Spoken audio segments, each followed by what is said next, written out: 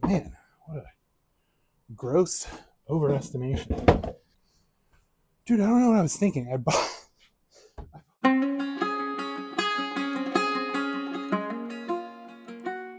So in my last video, I made a round teak coffee table with some maple eggs and finished it, and I don't like the base. I think it's a fine base, but it doesn't look good with a round top.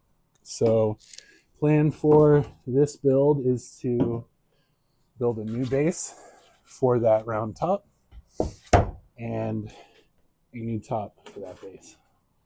So digging through my slabs, what I have here, to see what would work for that base. And honestly, I think this is probably the best candidate. It's myrtle, which would look good with maple. So let's measure it, make sure that those dimensions are right. Now I'm reevaluating this slab, and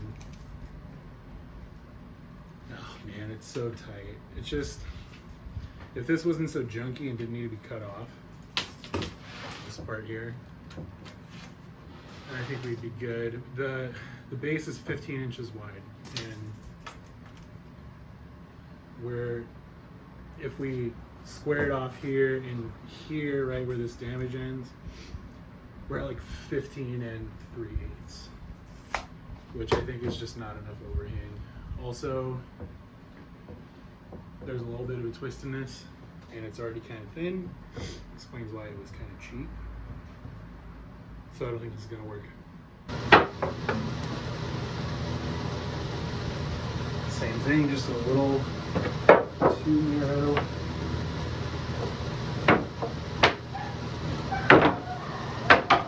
Not too much wood. 15 again. It's really got to be 16. Yeah, you know, it's gonna be way too long. So I'll have to trim it down, but it is wide enough. And then some. I was looking for 16 and a half, and it's 18 3/8. It is pretty flat, so that'll save us some time. Yeah, I'll just have to trim it shorter, but this is kind of junk anyway. Could fill that with epoxy, but I think it would look pretty bad. We'll have to fill that with epoxy, that's all right.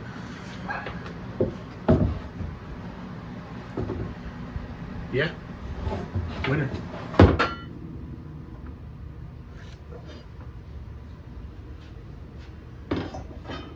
Alright, cut these to length, and then I'll joint an edge so it's nice and flat, and then I'll cut it to width on the table saw.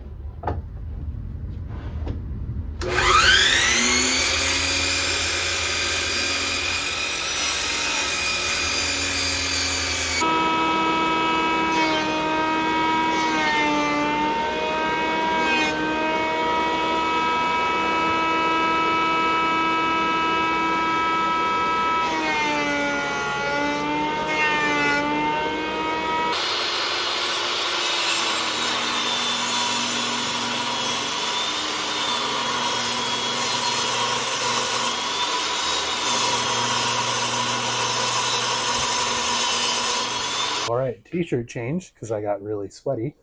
It's been a rough summer here in Redlands. But yeah, this is the final size now. So I'm going to give it a quick sanding with 80 grit to make sure it's nice and flat. And then I'm not going to do the epoxy quite yet. I'm going to wait till I'm done working for the day. And we'll leave it overnight. And by tomorrow, it should be nice and dry.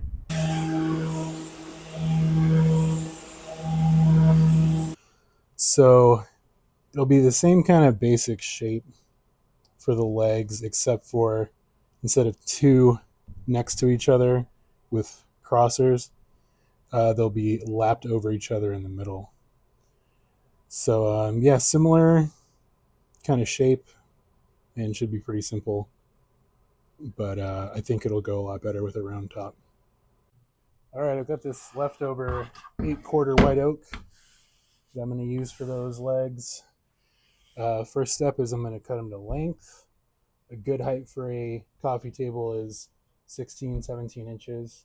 So I'm going to cut this to 16, and the top is about an inch thick, so we're going to end up right around 17 inches. So I will cut them to length, rip them through the table saw so we have square stock, and then I will run them through the tapering jig, and I'll show you how that works. So this lumber was actually S3S, meaning sanded on 3 sides instead of S4S, where each side is nice and smooth. So you can tell there's one edge here that has still got saw marks. So first thing is to rip it through the table saw to remove that rough edge.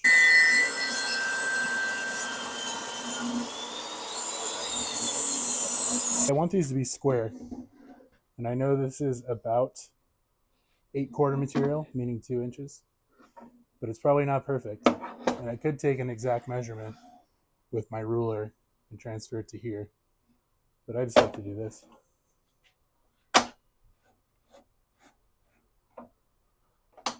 Boom.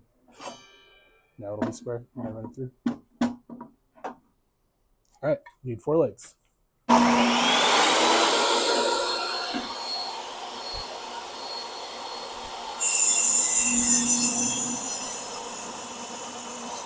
These are going to be angled legs, and there are a couple ways to achieve that. What I like to do, because I don't like to do math, I mean, you could get an angle finder and place it and do all this math with the adjoining pieces to figure out exactly what you need, but I just like to lay it on the table against the straight bottom, turn it until it looks about like my drawing. Yeah, that's about the angle I need right there. Subtle, not too drastic. You don't want it to be all splayed.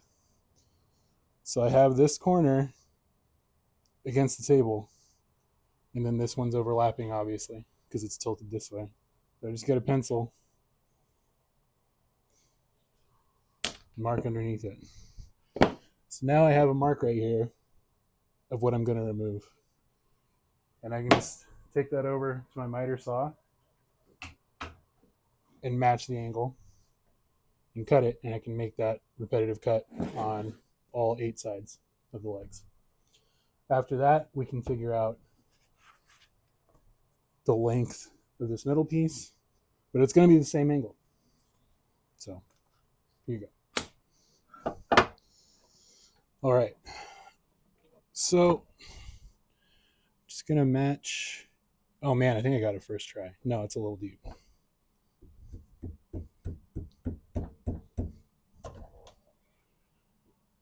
Yeah, right there. So now I'm just going to lock this in place, and I won't touch it until I made all my cuts. But yeah, we'll just cut this way, and then you flip it, and it's the same angle back and forth. I will, though, want to cut one side of all 4 of them and then reset up my stop block because we want to maintain the same length. We don't want to do any guessing. Here we go.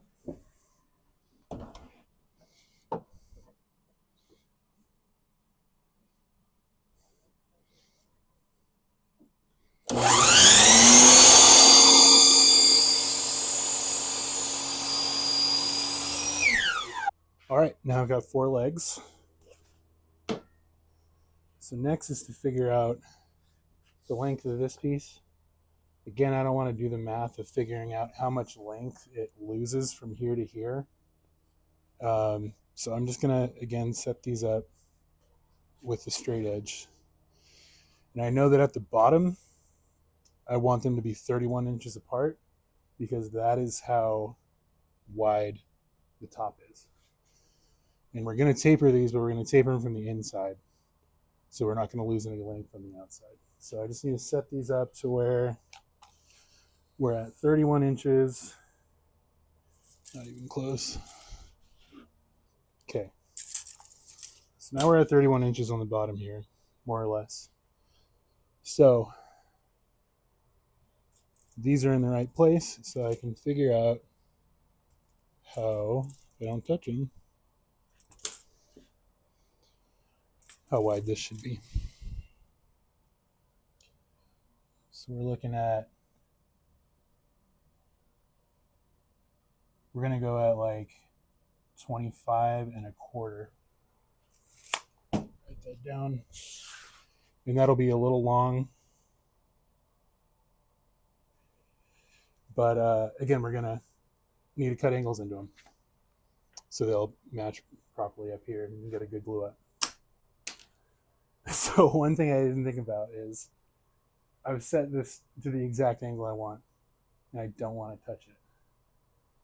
So I could either cut the material for these crossers on the table saw, or I could just cut them with an angle at them off the jump, and that's probably fine. Let's just do that. That'll work. Dude, I don't know what I was thinking. I bought this white oak for a breakfast table I built like a couple of years ago, and I bought so much. Like, it's a wonder I made any money on the thing. Like, I can make another table out of the leftover. I mean, I guess that was 2 years ago. I've only been doing this like 4 years, so I suppose since then I've like gotten better at estimating how much I'll need. But man, what a gross overestimation. But I didn't have to go shopping to make another table base, so there's that. Okay, so we need 25 and a quarter inches. Yeah, I have this at the angle I need, so I'll just cut it with that angle, and one side will just already be done. I'm gonna cut it to length, rip it through the table saw, but yeah, then I'll only have to cut the other side to get it to the right length. Excuse the heavy breathing. It's so hot here. I'm so over the summer. Can't wait for it to be over. Wear flannels again. Drink hot coffee. Okay. So I should be able to line these up flat against the bottom of my workbench. And the angle should work up here too. Beautiful. And we should equal 31 inches along the bottom, 31 on the nose. So we are good there. So yeah, making angled legs, they look really nice, and it doesn't have to be complicated. Basically, a right angle is 90 degrees. So if you are subtracting a certain amount of degrees from here, you just have to add it here, and then you're back at 90, and you'll have like not square legs, but you'll have joints that meet up. So it doesn't matter how many degrees this is. I just picked a random one. I couldn't tell you. I can get my angle finder and tell you, but who cares? Now, want to cut a taper into my legs. I like a subtle taper. I don't like it to be too angular. Basically, if you leave them square, they look weird. If you put a subtle taper in it, it looks right. That's the best way I can describe it. So I don't want the taper to go all the way up because we already found this angle here. If I cut the taper from the corner, we'd have a new angle, and then I'd have to recut those stretchers. So I'm going to have the taper, let's say, go up to about there. And I want the bottom to taper out to, yeah, let's say about there. So now I need a straight edge longer than this. Longer than this. Just going to use this. I just milled it. I know it's straight. So I'm going to put the edge on the dot I made up here. Dot I made up here. Wait for the plane.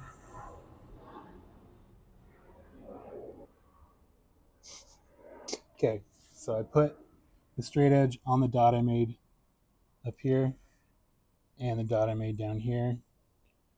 I'm gonna hold it firm and I'm going to mark my line.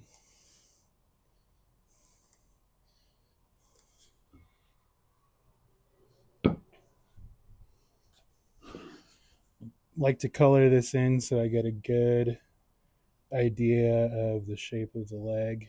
Yeah, I'm happy with that. I think that's going to look good. So where I go from here is, again, you want to make repeatable cuts. So I bought this tapering jig. You can make them, but I didn't want to put the time in, so I bought one. All I'm going to do, oh, this is from the last job.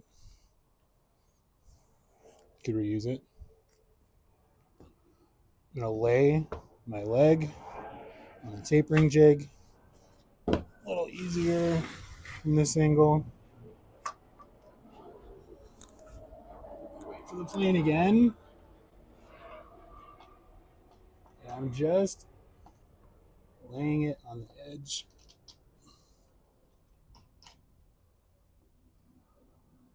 So my pencil line is exactly on the edge of this jig.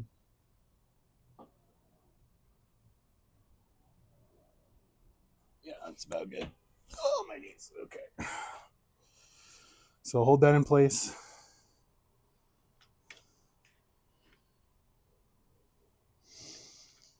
Tighten it down.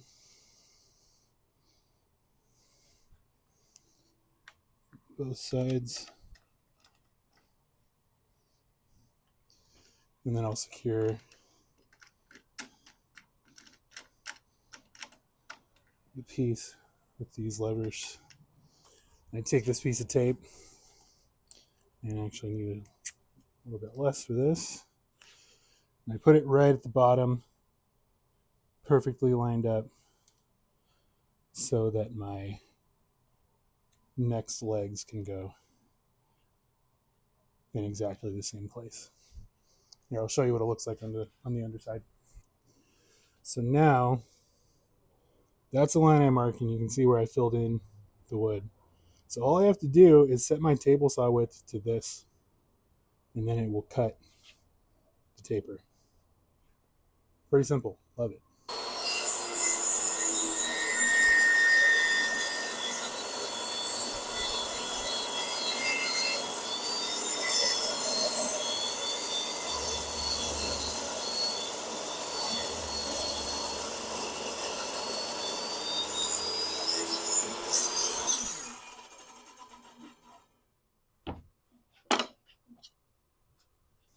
So there's the first leg.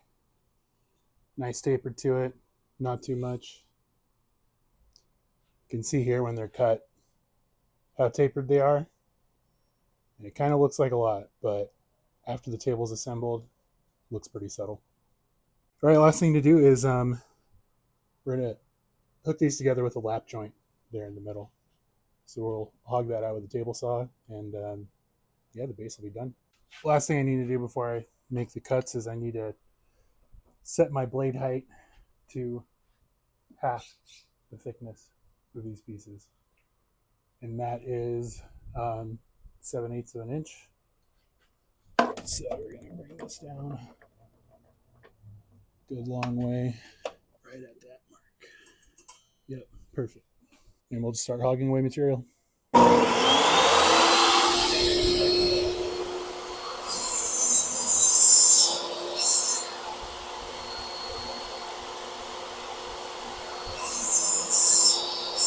Got these hogged out, test the fit.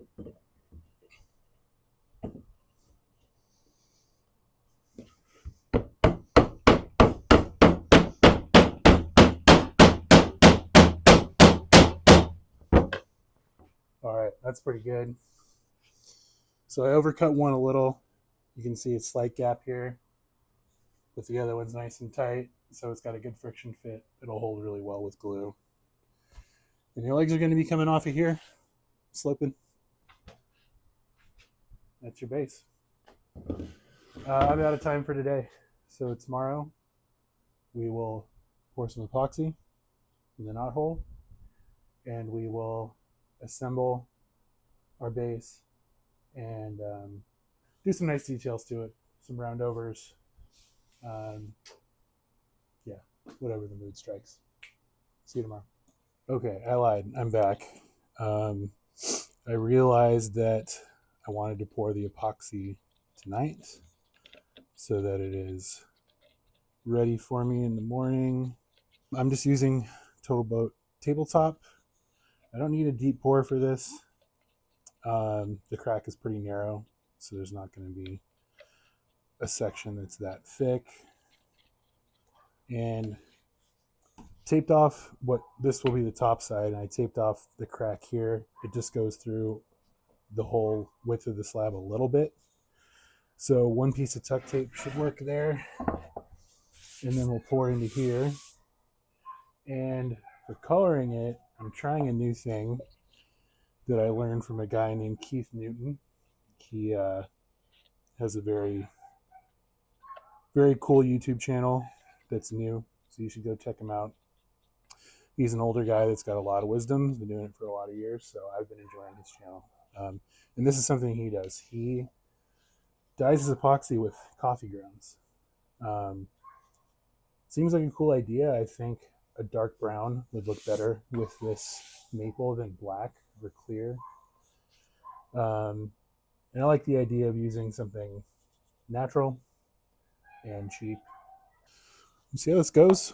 I don't really know how much to add. Keith kind of just always dumps a bunch in, so we'll do that and see how it turns out.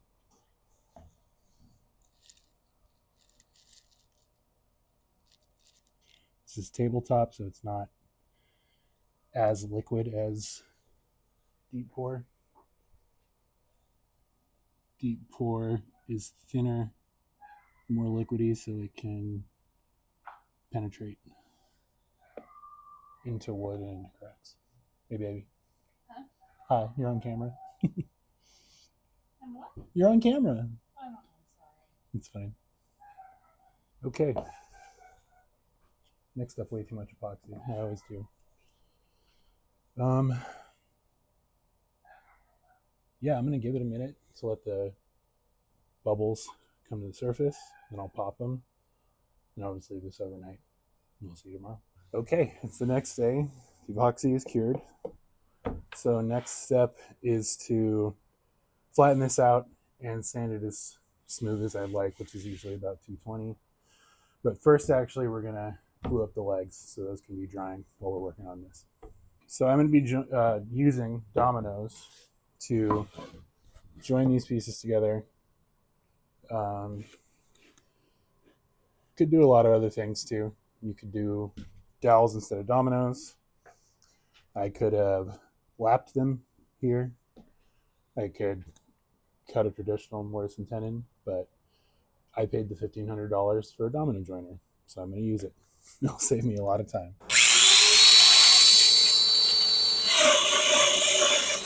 You know, I've never really understood the argument that using a domino joiner makes you less of a woodworker.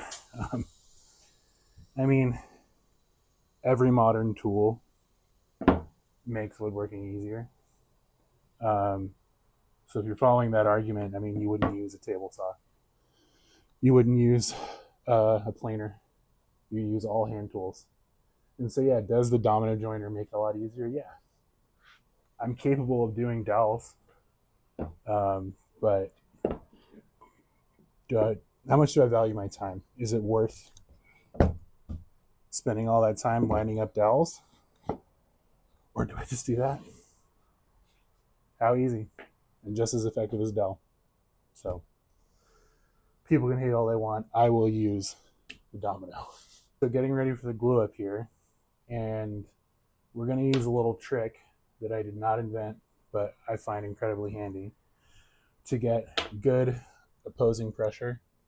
If you don't get good opposing pressure, you don't get a tight clamp, And a lot of where wood glue gets its strength from is your clamping pressure. So I saved the cutoffs from when we were cutting these to length. And you can use that same painter's tape and CA glue trick to glue the cutoff onto your leg this way. And then you have a flat parallel surface to this side.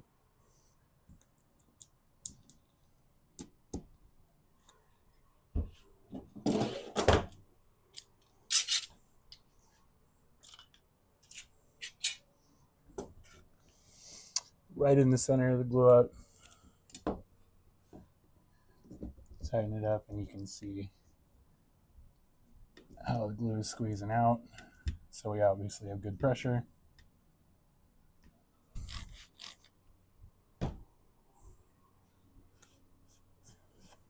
Clean up all that squeeze out. And this one's done. I'll do the other one. Leg glue up is drying. Time to sand. I will see you all in a couple of hours.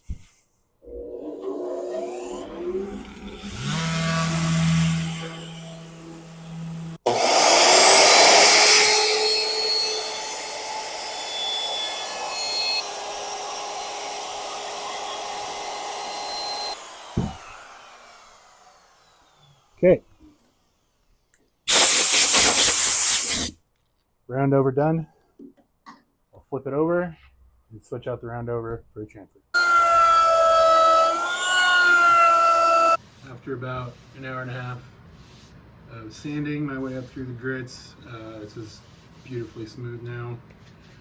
So I think now I can take the legs out of clamps. Might be wise to wait a little bit longer, but I think they'll hold together well enough at this point. And do some shaping on those. And then once they're shaped, we can glue the two pieces together.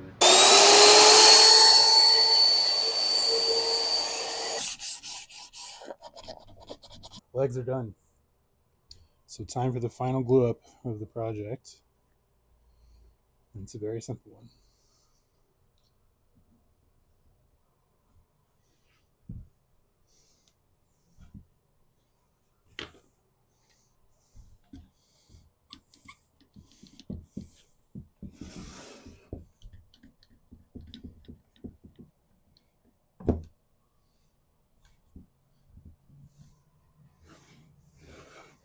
Boom.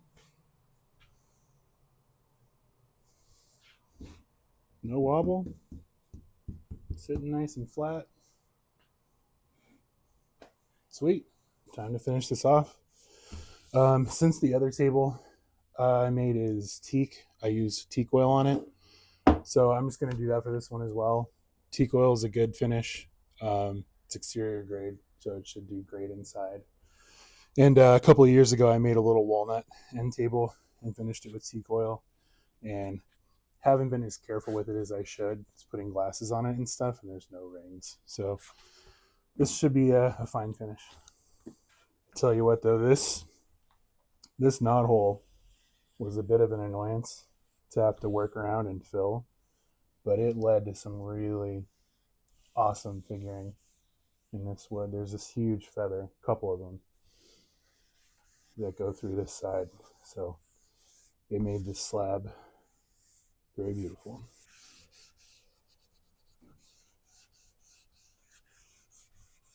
Man, I'm so happy with how this figuring worked out. It is killer. And it's all thanks to that little knot hole. And the coffee worked well as a dye for the epoxy. I like how that looks. It's almost black, but more of a dark brown. Time has finally come for final assembly. Let's get to it.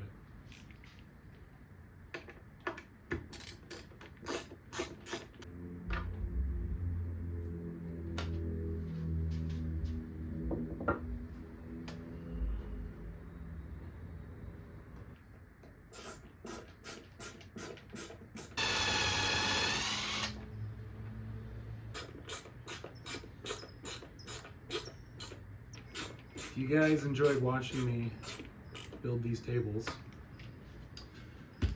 I'd appreciate a like on the video. And if you'd like to see more, I would appreciate a subscribe. I like building furniture. I'm not a huge fan of making videos, but YouTube is a great way to gain some visibility for my work. So I'm giving it a shot, but I'm gonna need your support to stay motivated to keep making these videos, because they're a lot more work.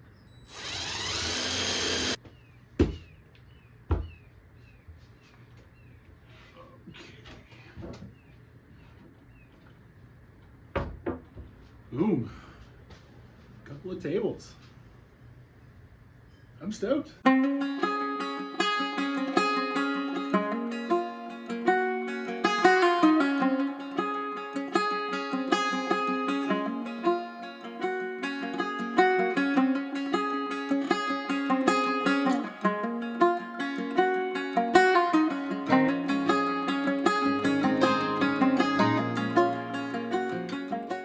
Alright, that's going to do it for this one. Thanks for hanging out with me. This one's for me. This one I'm going to throw up on the website. So if you like it, you enjoyed watching it being built, go check out the website. I'll put a link in the description. Thanks again.